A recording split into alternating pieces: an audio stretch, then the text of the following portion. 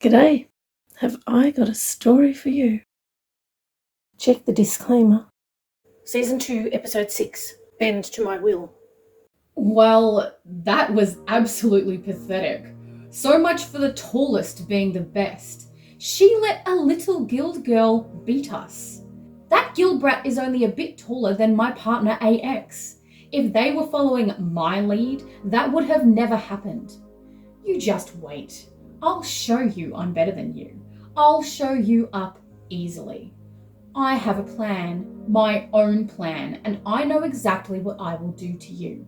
We just need to finish this mission first, then my own mission starts. I watch all these psych agent girls, not with my eyes, with my thoughts and feelings. They seem pathetic too, except maybe that one who can somehow scream in our minds. That hurts so much. Maybe she and I could join forces. I could take her back. She could become one of us. There are rumors about taller girls joining and becoming successful, even though they begin their lives wrong. Are the other three, my team, quieting themselves as they should? Maybe I should take a peek and find out. I could elbow the tallest in the ribs so hard it would leave one of those painful skin colorings. Grey, brown, and purple showing on her skin. That would be hilarious. Although, if I peek and they are all quiet inside, they would know that I am not, and they could elbow me. Is it worth the risk? No, I won't, just in case I am unable to accomplish my own secret extra plans after the mission is completed. I hope I don't throw up at the end like I did last time. How embarrassing. What was that mission? Let's see. I can remember. I will remember. Oh yes, it was about 2 missions ago.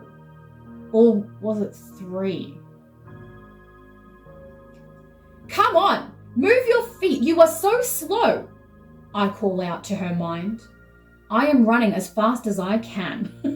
She will never keep up. I am the taller, faster, stronger. She is the shorter, inferior one. I will complete this mission on my own if she doesn't catch up. Serves her right. I get to the house. Should I wrap my knuckles on the door? That's usually the shortest job. I look at the window thing that these houses have. It is brighter inside than out here. We try to do this at dusk. Too dark to see us properly, but too light for them to suddenly illuminate the front of their house. I decide I will wrap my knuckles. Then I hear it. She's here. She caught up. Why didn't I do it straight away? Hello? Is anyone home? I hear my shorter partner call. Please help me. Ugh, she sounds pathetic. She's supposed to sound pathetic, but she just seems a little too good at it. She raps on the door again, and we hear that noise inside stop. Probably one of those radio things. We hear the shuffled steps inside, and we know that someone is coming to the front door. Oh, I hope it is a male. They told us that it would be a male, but sometimes they're wrong. A male opens the door and my partner, AX, steps forward. Please help us. We are lost. We need to find our mum, she says. Could we come in and use your telephone? I noticed that she has swapped to plural we instead of I since he opened the door. She always does everything so perfectly. But I'll find something to tell our masters, even if I have to lie.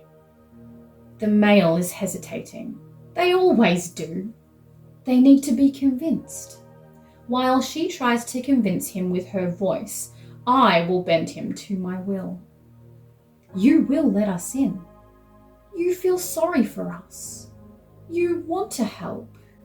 You have compassion. Open the door and say, you are a kind man who helps children. Open the door and say, you open the door and say, come in. Open the door and say, open the door and say, come in. Open the door and say, come in. I'll call your mum for you. What's the phone number? We're not allowed to give out the phone number. Can we please come in and use your telephone? No, my home is a mess. Tell me your phone number and I will call your mum for you. We can't give you our phone number. We're not allowed. We have to dial the numbers ourselves. I can call your mum for you, but that's all I can do. If you don't want me to call your mum... Please, sir. It's cold out here. It's getting dark. And I'm scared of the dark. She started crying at exactly the right time, as usual. Oh. He's illuminated the front of his house. It's so bright. We both lower our heads more. He mustn't see our eyes. No. AX says. It's so bright in my eyes. He takes a long look at us before the illumination stops. I know his thoughts. Why are these young girls out wearing those weird clothes at this time of night? The young one has boys' pajama pants on and a jumper that is much too big for her.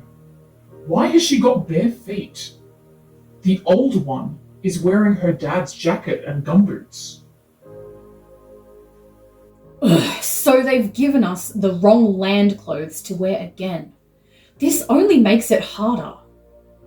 AX is still crying and begging, and I'm still waiting for that first twang of compassion. Ah, there it is.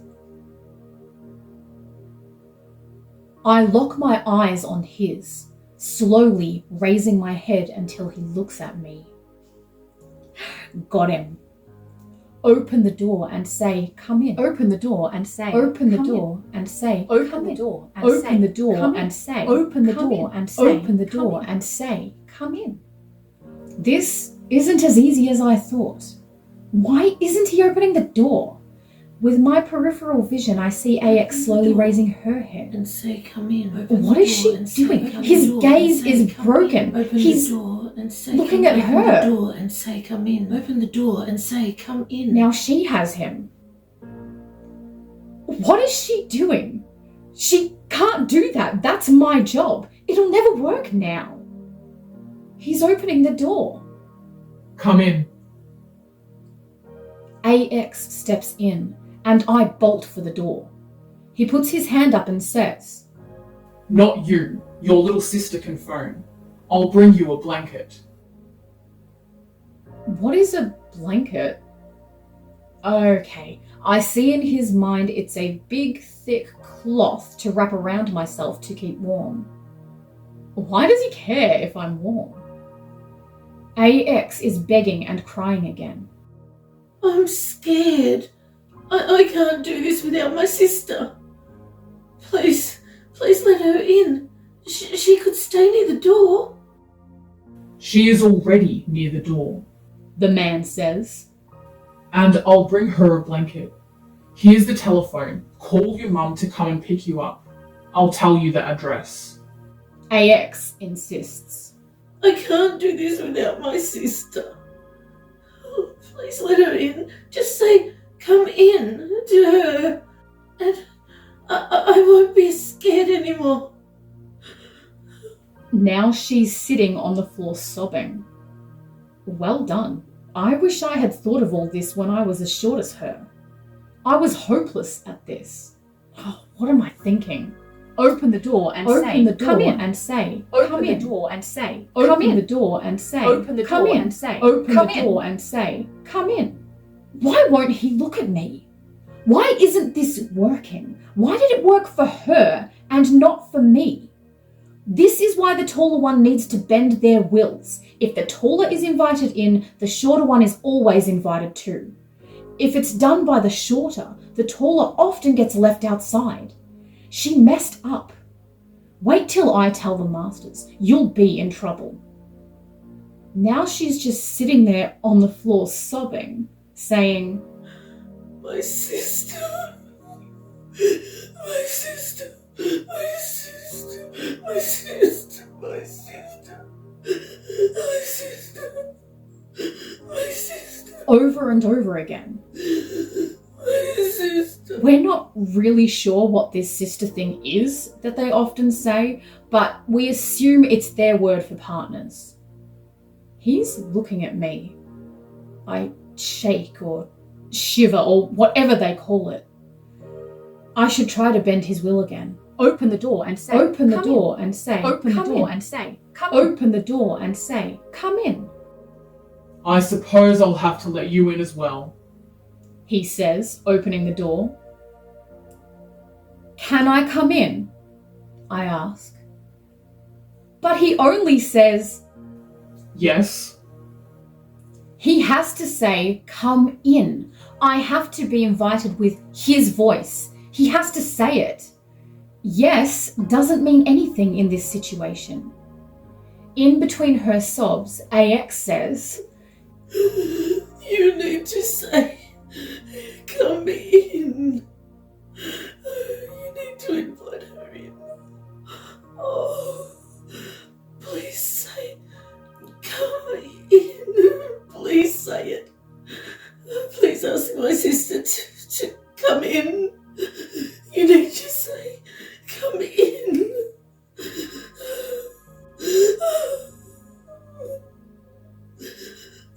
He looks confused, and I know his thoughts. What is the matter with this child? I already said that her sister can come in. Why do I have to specifically say, come in? The door is open. She can walk inside if she wants to. These children are weird. Their eyes. The sooner their mum picks them up, the better. I'll make them some hot cocoa while they wait. That should warm them up. He looks directly at me and says, Please, come in. Would you like some hot cocoa? I rush past him. I'm inside. AX stops crying immediately. You phone your mum, He says, and I'll make you some nice hot cocoa. We stand together with our heads slightly lowered, both of us looking at him. He's facing the other way. We have to wait until he looks at us. The waiting is so annoying. What is this hot cocoa he spoke of? Why does he think that it will warm us up? What is this warm thing? Does the blanket cloth do the same thing? And how does it make us go up? I have lots of questions I would like to ask these land people, but I suppose that I will never get to ask them. Are you going to phone your mum? He asks as he turns to look at us. I can tell you the address, if you like. We slowly lift our heads straight. I feel his confusion. We show our teeth. There's the shock. We slowly walk towards him, pushing things out of our way as we do. Where is the fear? There is only confusion and shock. There is supposed to be fear. I rush at him and grab his hand. I bite, and he yells. There's the fear. We push him. He underestimated our physical strength. They all do. He falls over and... Ew! Why am I thinking about this? Oh no, did the other three notice? I noticed. I hear AX say. I scowl at her, but our eyes are still covered. I also noticed. I hear the other tall girl in my mind. So that mission was only successful because of your partner. I suspected as much. I'm sure our masters will be interested to know. This stupid craft finally comes to a stop. The guild brats disembark first, including that annoying one. Our masks are removed by the big males. It's interesting that they think we will be intimidated by their size. That's stupid. Why would we? Maybe size makes a difference to land people, but not to us. Their master and male captain have to stay with the craft until it's time to leave. Eventually, we also disembark, along with the pilot and the 6 other big men who also think of themselves as bodyguards. What body are they guarding? I didn't notice a body. AX continues. We walk through a doorway in the side of a hill. Is this considered to be underground? I thought underground would be below most of the land. There are supposedly hundreds of minds here, many evil, many fearful and weak, or so we've been told. We were warned of 1 or 2 mind types that we have not encountered before. I quieten my mind. I quieten my feelings. My whole being quiet, as is required. We wait. We've got plenty of time. We listen to the minds of those nearby. Why are there so many males here, all walking around freely? This is as odd as on the land. Eventually 7 males come, the 6 who guard bodies, and 1 scientist, a male scientist. I knew they existed. I knew I would meet one eventually. Why would they let a male become a scientist? All our scientists, our masters, are brilliant women. The male scientist tells us what we are expected to do for this Mind Purge thing. Did they send a male to make us think we are inferior, being informed and ordered by a male? Apparently, we are not to let the subject's small size fool us. What are surface thoughts?